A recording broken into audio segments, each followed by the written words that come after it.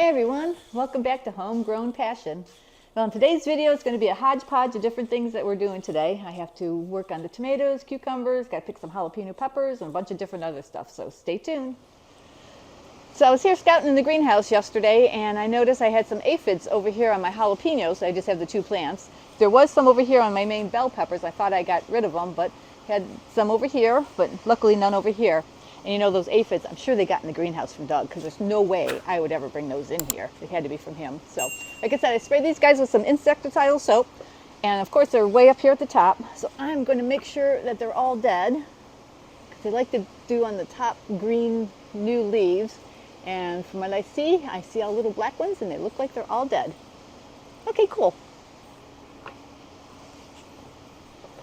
So now I got to harvest a few of these, so I want some jalapeno poppers tonight. Oh, here's another good one here. And down here, let me grab this one real quick. Here's another nice big one. Okay, here's another big one. I don't want to get too many. I just want to make enough appetizers for Doug and I tonight. So I went ahead today and pinned up the cucumbers. That was probably like a half hour ago that I got it done. And look how straight they got already. When I first did it, they were all bent over. And it doesn't take them long to go straight and reach up to the sun. So I have to harvest some of these cucumbers because there's quite a few of them. And I'm sitting here on the ground because they're all nice and low. So I want to show you an example of what happens if you don't harvest your cucumbers, and the plant will take the nutrients and the, not the nutrients, but the moisture and water away from the baby ones and give it all to the big ones, because that's where the seeds are, or that's what the plant thinks. The seeds are there, and so they want to have the mature plant live, the mature fruit live, and the young one die. So I got to get some of these guys off of here so I can keep my crop going.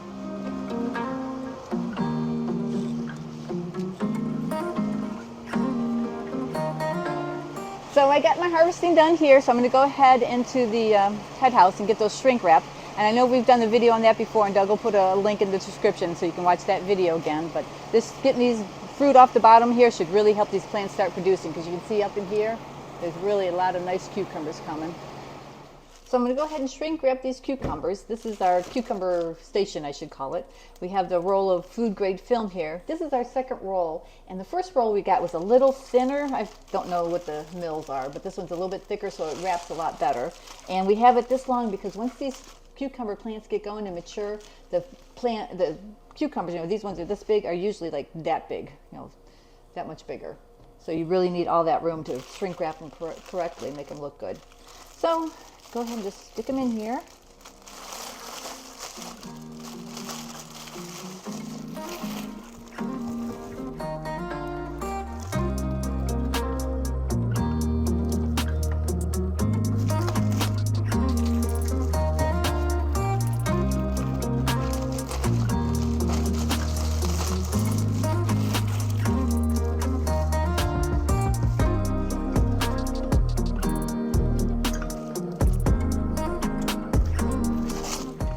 I got them all covered with the shrink wrap, all sealed up, so I'll go ahead with a heat gun here, not on super high heat,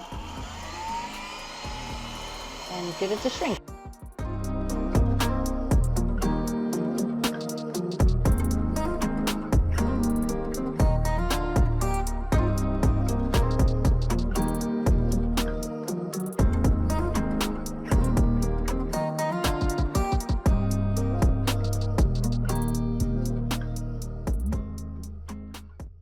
So that's all you have to do to get cucumbers ready to sell.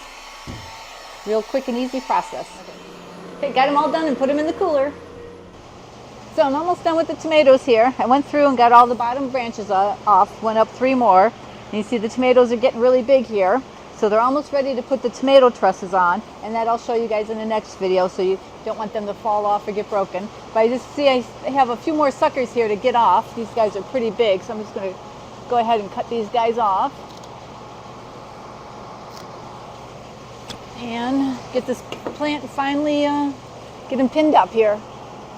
You gotta be really careful when you pin them up that you don't want to mess the flowers and mess up the tomato fruit. Oops. There we go. So not too bad. They're really coming along good for us. So these are my youngest peppers here, and we decided to do it a little different than the other ones. So we're doing 3 or 4 main branches coming up here, so we might have to drop a few more bobbins down. But you can see how nice and neat these look. We went through and pulled out some of the bottom leaves, give it more air circulation and keep the plants a lot healthier. So I have to check my seedings I did here, which is Toko Bacana, that I did 4 days ago. And it looks like they're ready to go out in the nursery channel. They look a little yellow because they've been under the covers here. But once they're in the sunlight, they'll really green up in a day. And it looks like I did pretty good uniform seeding.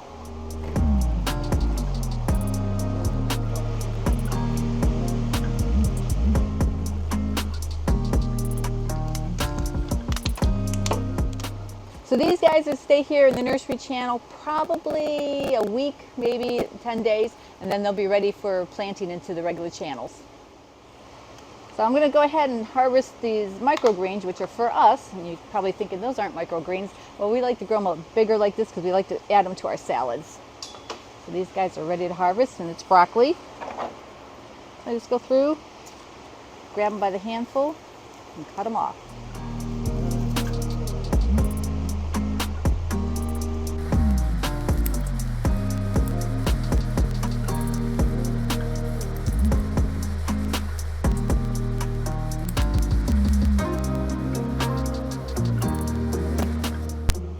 So you guys are probably wondering why I'm so gingerly cutting these guys, because I want to get a second cutting off of these.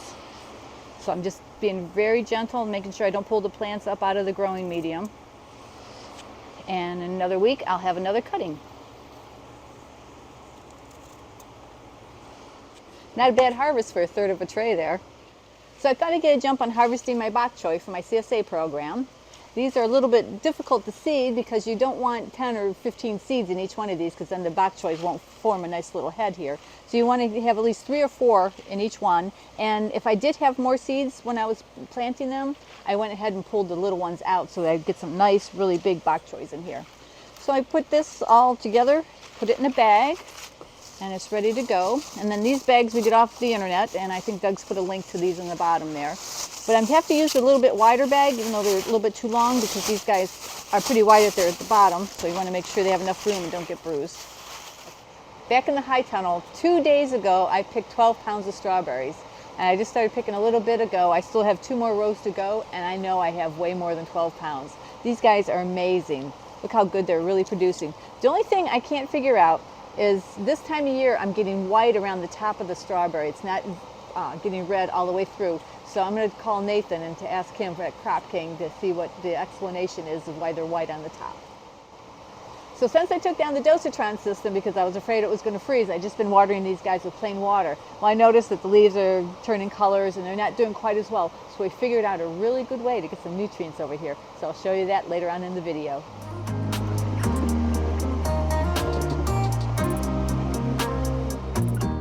So I just came in from the high tunnel. It took me about a half hour to harvest all these guys. So I know this bin that I put them in weighs about 2 pounds, 200 pounds, 2 pounds. So I'm going to go ahead and put it on the scale here. And let's see how many I harvested. So I got 21.21 pounds. So I got approximately 19 pounds of strawberries here. Not too bad for the wintertime. So this 19 pounds, along with the 12 pounds I picked 2 days ago, that's in the cooler, that's 31 pounds. So I think I'm going to make my goal of 800 pounds for this season with my strawberries. So as I keep picking strawberries for these next few weeks, I'll keep a running total and I'll let you guys know what it is.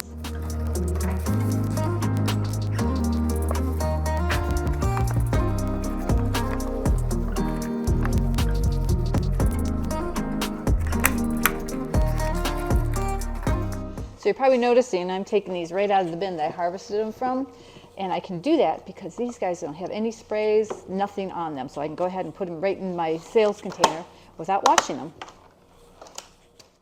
And you know the benefit of not washing produce, fruit, lettuce, everything, it doesn't bruise and it lasts a lot longer for you.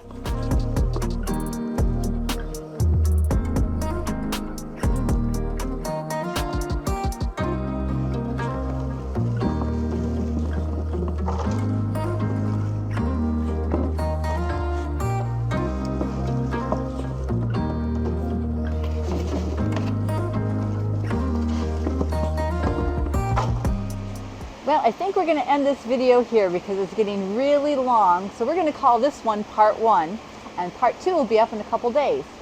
So like always, leave me questions, comments, and suggestions down below, and we'll see you guys for part 2.